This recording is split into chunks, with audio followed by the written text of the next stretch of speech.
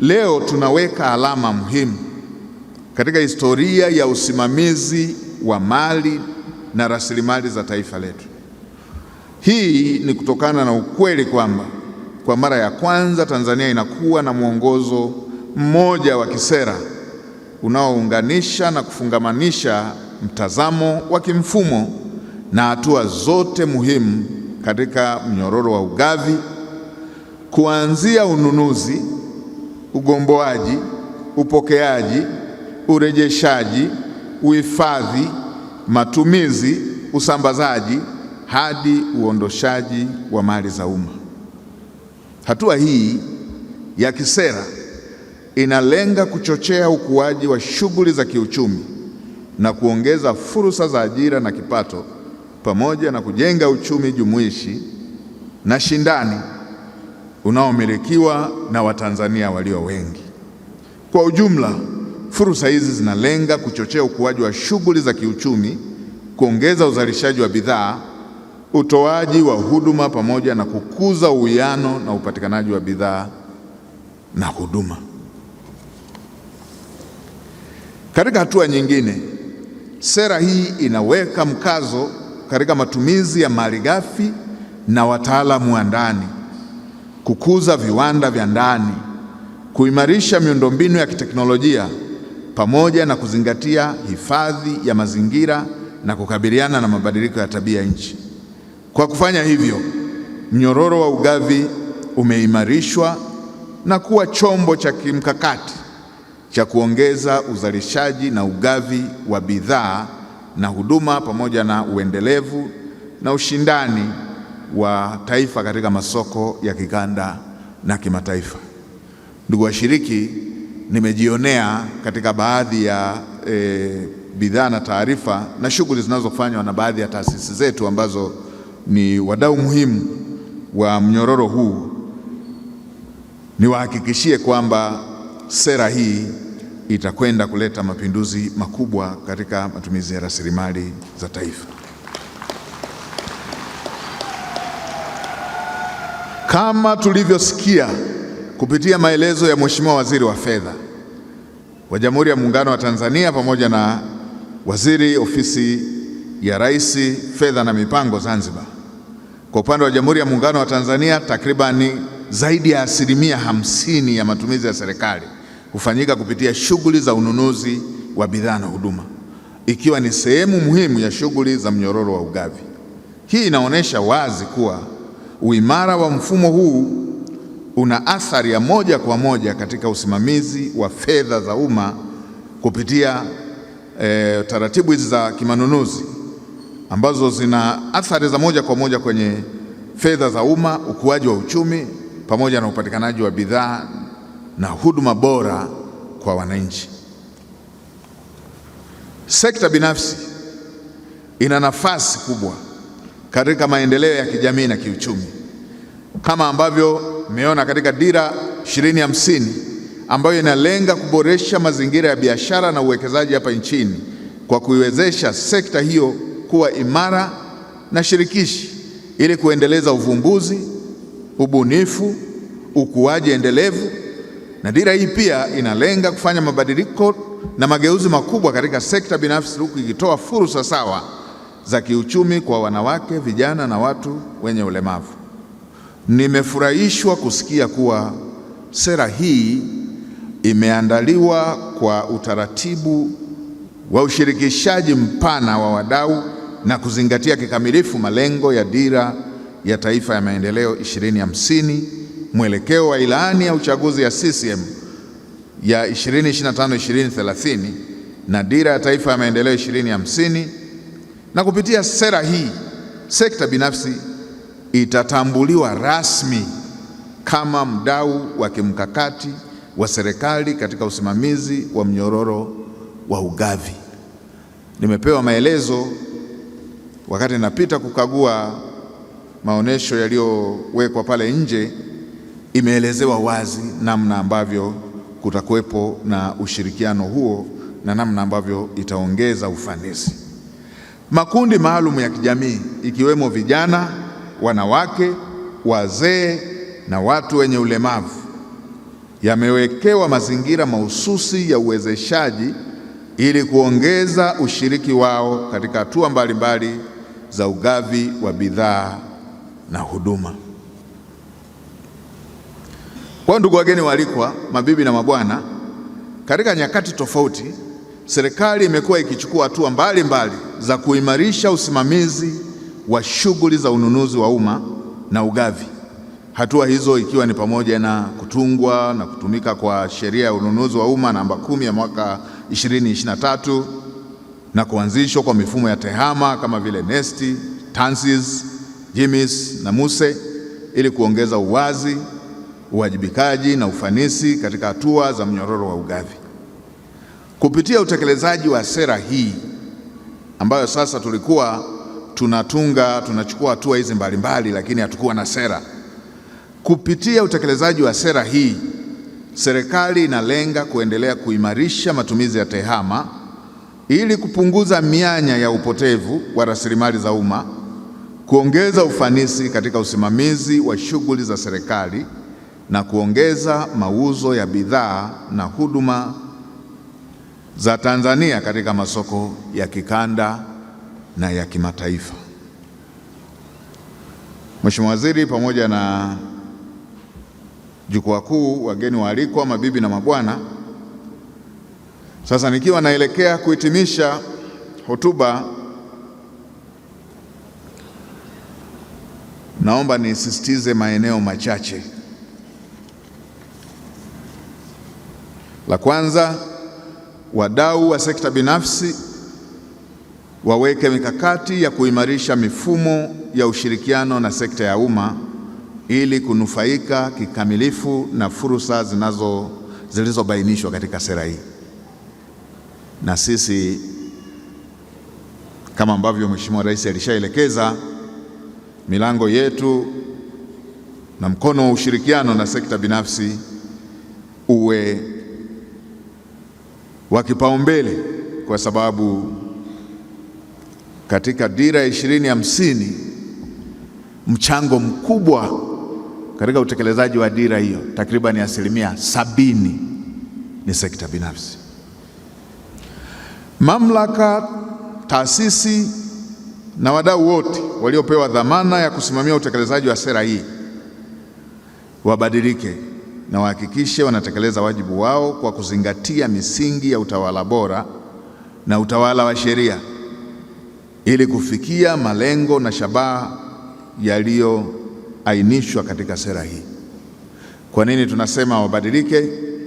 Mheshimiwa Waziri pamoja na washiriki wote, Mheshimiwa Rais amelisema jambo hili si mara moja, na kwa sababu mtendaji mkuu wa mahakama yupo na jaji mkuu wa Zanzibar yupo hapa, watakumbuka katika moja ya siku ya mahakama, siku ya sheria, kwa usahihi ule ule, Mheshimiwa Rais alisema sheria iliyo nzuri zaidi ni ile iliyoandikwa moyoni.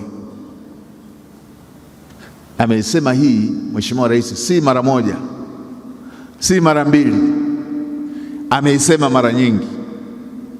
Hivyo sheria nzuri, sera nzuri ni ile iliyoandikwa kwenye nafsi ya mtekelezaji.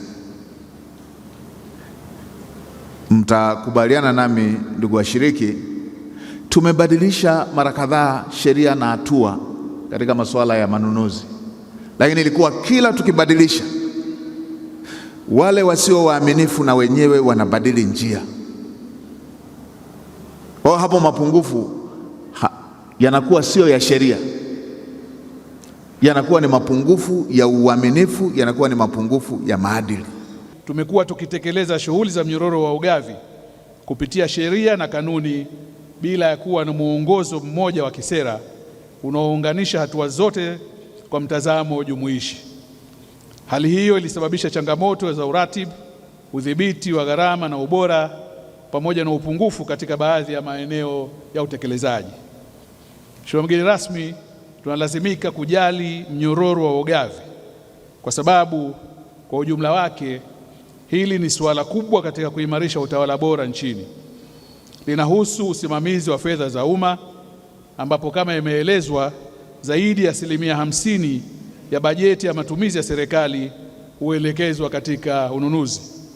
Swala hili linahusu utoaji wa fursa kwa wote na bila ya upendeleo. Linahusu vile vile sehemu muhimu ya vita dhidi ya rushwa na kuhakikisha thamani halisi ya fedha za umma. Na pia swala la mnyororo wa ugavi linahusu uwekaji sahihi wa kumbukumbu za mizania ya rasilimali za serikali na uhasibu wake. Kwa ujumla, usimamizi wa mnyororo wa ugavi ndio moyo wa uwajibikaji wa fedha za umma. Mheshimiwa mgeni rasmi, pamoja na jitihada kubwa zilizofanywa na serikali, bado kumekuwa na hofu kuwa fedha nyingi za umma zinapotea kupitia udhaifu na ukosekana uadilifu katika usimamizi wa mnyororo wa ugavi. Bado inasemekana kuwa kuna upendeleo katika ununuzi na uondoaji wa mali, kuna udanganyifu katika gharama za manunuzi ikiwemo miradi ya maendeleo, kuna rushwa katika usimamizi wa mnyororo wa ugavi katika sekta ya umma na changamoto nyingine kadhaa. Zikisimamiwa vyema, fedha chache tulizonazo zinaweza kutufikisha mbali zaidi katika kuhudumia wananchi na kuimarisha maendeleo ya taifa letu. Mheshimiwa mgeni rasmi, kwa kutambua fursa na kasoro zinazotajwa, sera tunayoizindua leo hii imelenga katika mambo yafuatayo. Mosi, kuimarisha mfumo wa mnyororo wa ugavi katika sekta ya umma ili kurahisisha upatikanaji wa mahitaji ya serikali kwa ubora unaostahili, kupata thamani halisi ya fedha, kurahisisha taratibu za ugomboaji na uondoaji wa mizigo ya serikali, kuimarisha mifumo ya upokeaji na urejeshaji wa mali, pamoja na kuimarisha utunzaji, uhifadhi, matumizi, usambazaji wa bidhaa na mali za umma. Pili, kuimarisha misingi ya utawala bora na utawala wa sheria katika ununuzi wa umma na ugavi, ikiwemo kudhibiti vitendo vya upendeleo na rushwa, pamoja na mifumo ya hifadhi ya mazingira ya kukabiliana na athari za mabadiliko ya tabia nchi. Tatu, kutambua sekta binafsi kwa ujumla kama nguzo ya kimkakati na kwa wadau wa ndani kama fursa ya kumiliki njia kuu za kiuchumi kwa wazao wenyewe, kwa kuweka upendeleo maalum katika baadhi ya maeneo ya ununuzi na ugavi.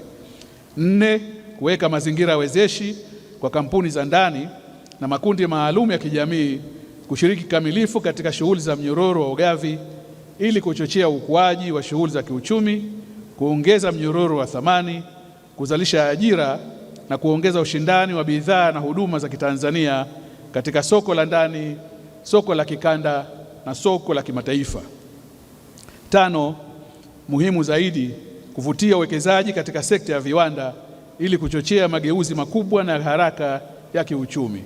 Na sita, kupanua wigo wa mapato ya serikali kwa kuimarisha misingi ya uwazi, uwajibikaji na ufanisi katika utekelezaji wa shughuli za mnyororo wa ugavi. Naitwa Michael Saladi, ni mkurugenzi mtendaji wa shirika la FDH. Tumeshiriki kwenye uzinduzi wa sera ya manunuzi na ugavi ambayo leo mgeni rasmi amekuwa Mheshimiwa Waziri Mkuu.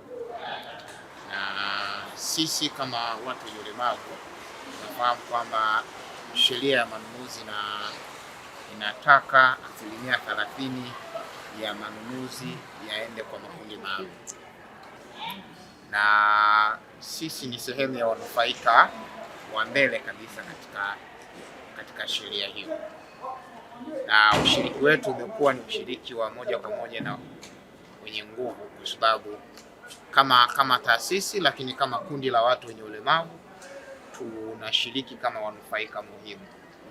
Lakini tushukuru sana serikali. Moja, wakati wa uzinduzi wa sera hii yako mambo kadhaa ambayo sisi kama watu wenye ulemavu tumefaidika nayo. Moja ni kujumuishwa kikamilifu wakati wa sera yenyewe. Lakini pili, sera hii imewekwa kwenye mazingira rafiki ambayo kila kundi lina access. Kwa mfano, kundi la watu wenye ulemavu wa kuona wamewezeshwa kuifahamu sera hii kundi la watu wenye ulemavu wa kuona wamewezeshwa kuifahamu sera hii kwa maandishi ya nukta nundu. Kwa hiyo tupongeze sana Wizara ya Fedha kwa kutambua umuhimu wa makundi ya watu wenye ulemavu, lakini pili, tupongeze sana serikali chini ya Mheshimiwa Rais Dr. Samia Suluhu Hassan kwa sababu uongozi wake umewezesha kuwa na sera jumuishi ambayo kila kundi linapata nafasi ya kuipata, lakini kuiaccess na kuifanyia kazi kulingana na ujumuishi wake. Kwa hiyo sisi kama watu wenye ulemavu tunajisikia kuthaminiwa, lakini pili, tunashiriki sasa moja kwa moja katika mnyororo mzima wa ugavi na manunuzi, na tunaomba wadau wengine waendelee kuconsider masuala ya watu wengi. Lakini pia Mheshimiwa Waziri Mkuu amezungumza vitu vingi, na kitu ambacho pengine kimetufurahisha sana ni kuona na kuchukua jitihada za pamoja katika kuhakikisha kwamba fursa zinazopatikana kupitia mnyororo wa manunuzi na ugavi, wanufaika wa kwanza wanakuwa wa Tanzania. Hichi ni kitu muhimu sana ambacho sisi kama wadau, lakini kama makundi maalum tumemshukuru sana Mheshimiwa Waziri Mkuu. Kwa nini? Kwa sababu wako watu wenye ulemavu ambao wanafanya shughuli mbalimbali za kiuchumi, wanafanya shughuli mbalimbali za kijamii, wana makampuni madogo, wanafanya shughuli mbalimbali. Kwa hiyo kupitia kauli ya Mheshimiwa Waziri Mkuu inakwenda kunufaisha makundi haya, na fursa sasa zinakwenda kutoka na wanufaikaji wake wanakuwa wanufaikaji wa ndani.